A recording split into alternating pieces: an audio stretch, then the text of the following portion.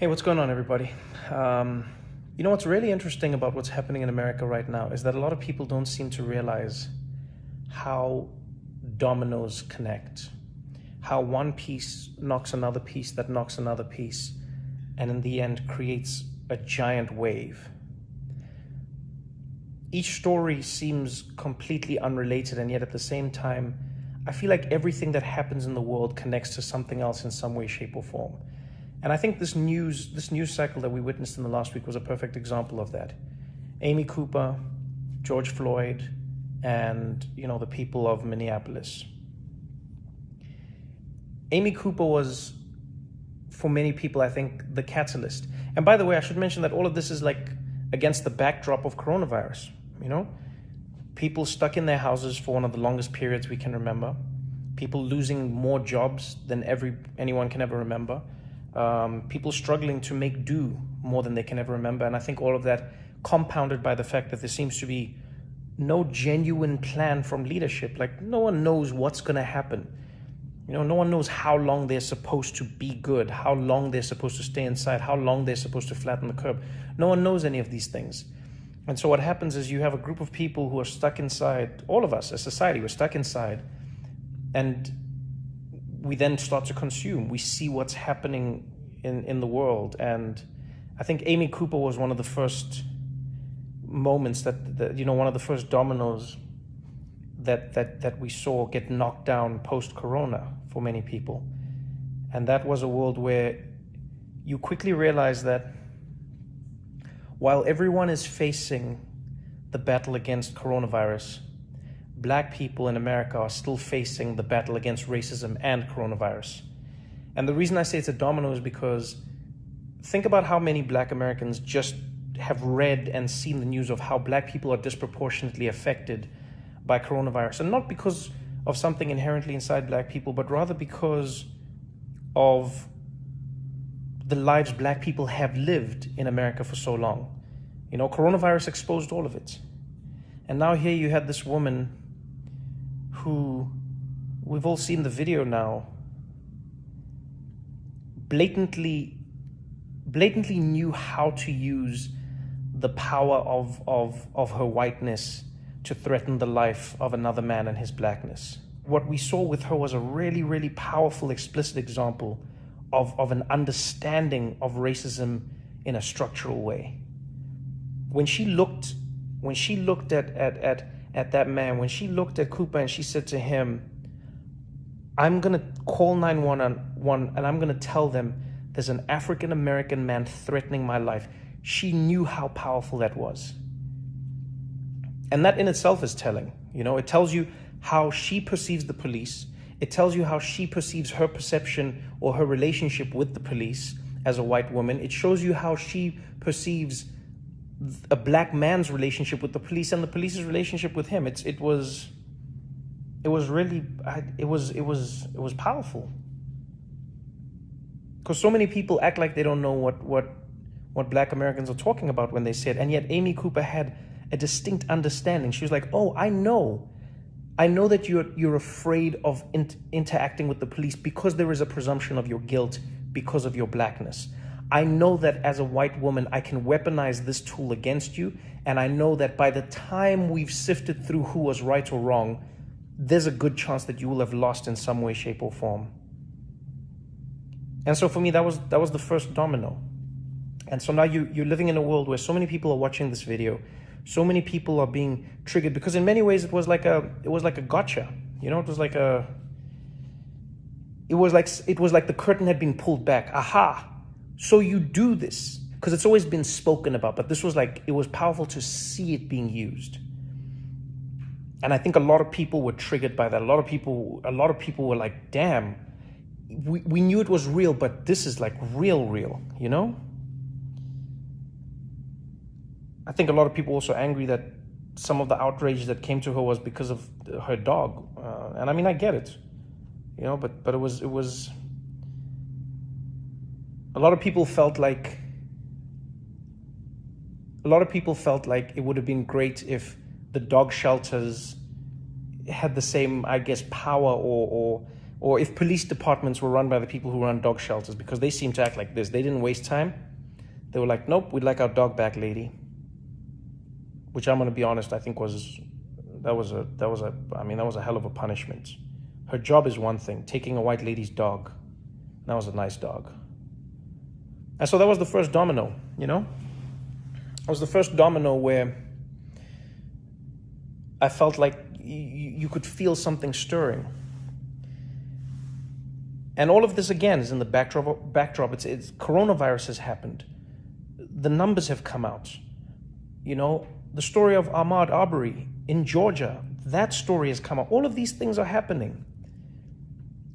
And then the video of George Floyd comes out. And I don't know what made that video more painful for people to watch. The fact that that man was having his life taken in front of our eyes, the fact that we're watching someone being murdered by someone whose job is to protect and serve, or the fact that he seemed so calm doing it, you know?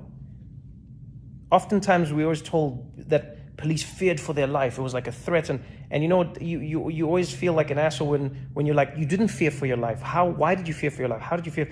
But now more and more we're starting to see that it's like, no, it doesn't seem like there's a fear. It just seems like you can do it, so you did it. There was a black man on the ground in handcuffs, and you could take his life, so you did.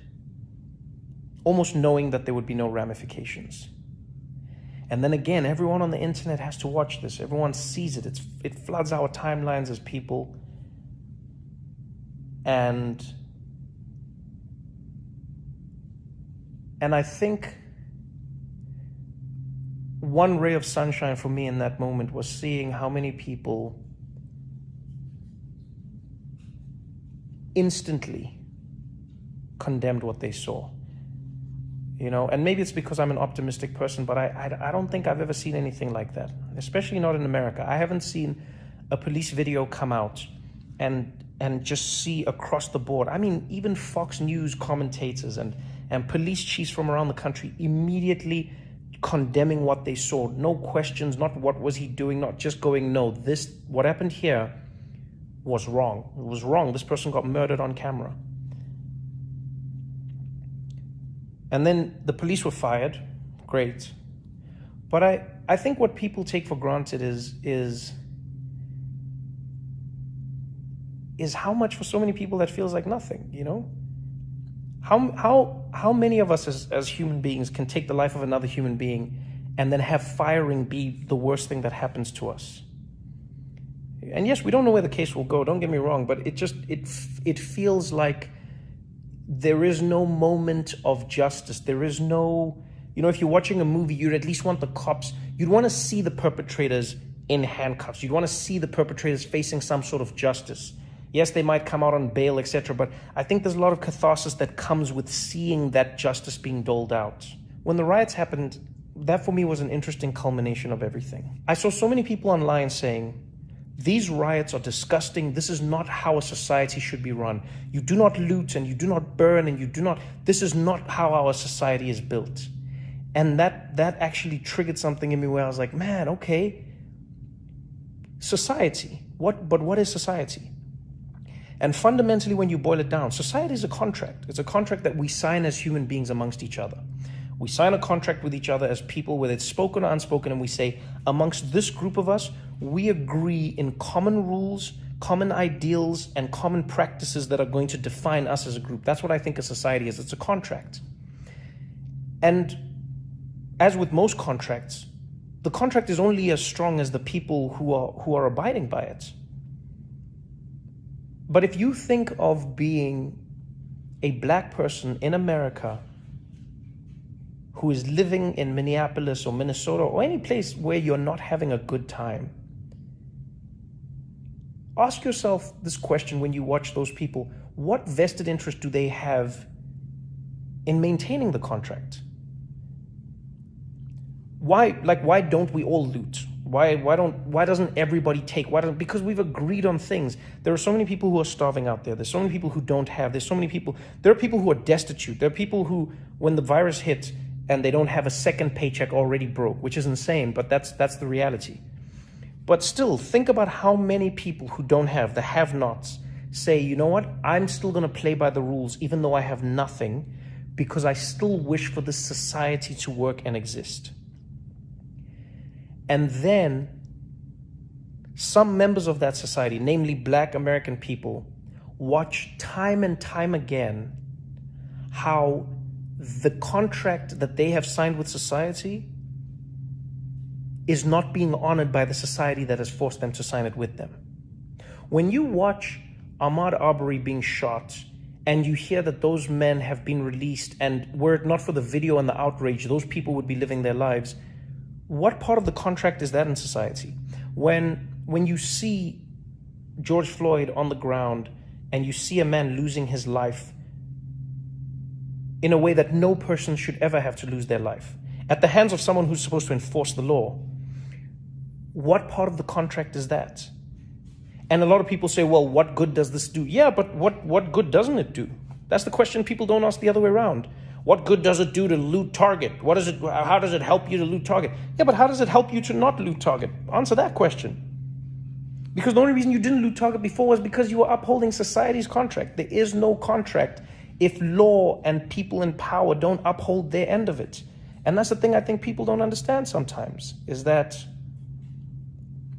we need people at the top to be the most accountable, because they are the ones who are basically setting the tone and the tenor for everything that we do in society. It's the same way we tell parents to set an example for their kids, the same way we tell captains or coaches to set an example for their players, the same way you tell teachers to set an example for their students. The reason we do that is because we understand in society that if you lead by example, there is a good chance that people will follow that example that you have set. And so if the example law enforcement is setting is that they do not adhere to the laws, then why should the citizens of that society adhere to the laws when in fact the law enforcers themselves don't?